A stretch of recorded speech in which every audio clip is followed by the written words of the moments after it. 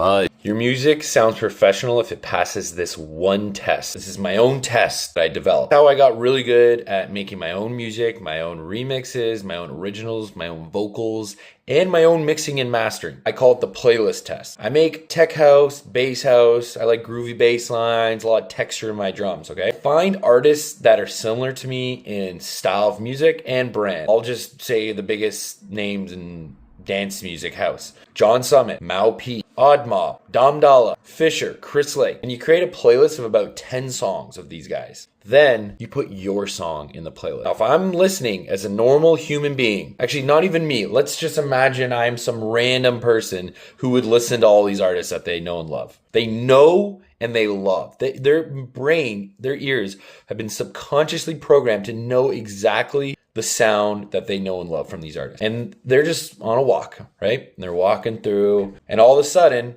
they hear your song come on next, shuffle. Within a split second, they should know whether your song sounds professional or whether it's just not making the cut. This is a great objective way to be unbiased about your own music. A lot of us have the Dunning-Kruger effect. You get a little better, and then it kind of drops off, and then you keep going. And like you go back and your skills are always getting higher, but there's a peak there where you're like, this is the greatest fucking shit ever. Like, dude, Fisher's going to play this in Ibiza. And then like 6 months later, you're like back down. You're like, dude, what? If you do this playlisting trick, you'll know objectively whether or not your song shapes up to their song. And there's obviously different factors you can listen to, like how the song starts, like the first few seconds. Mixing of the vocals. A lot of people don't know how to mix vocals. Amateur producers, they just struggle with getting a professional sounding vocal. Or the mix is too hot and it's just clipping and you're just like, what the fuck? Like, you can hear it. Like, have you ever heard of John Summit's song Clip? No, because he's got the greatest mixing and mastering engineers in the world. But this is how you learn. You train your ears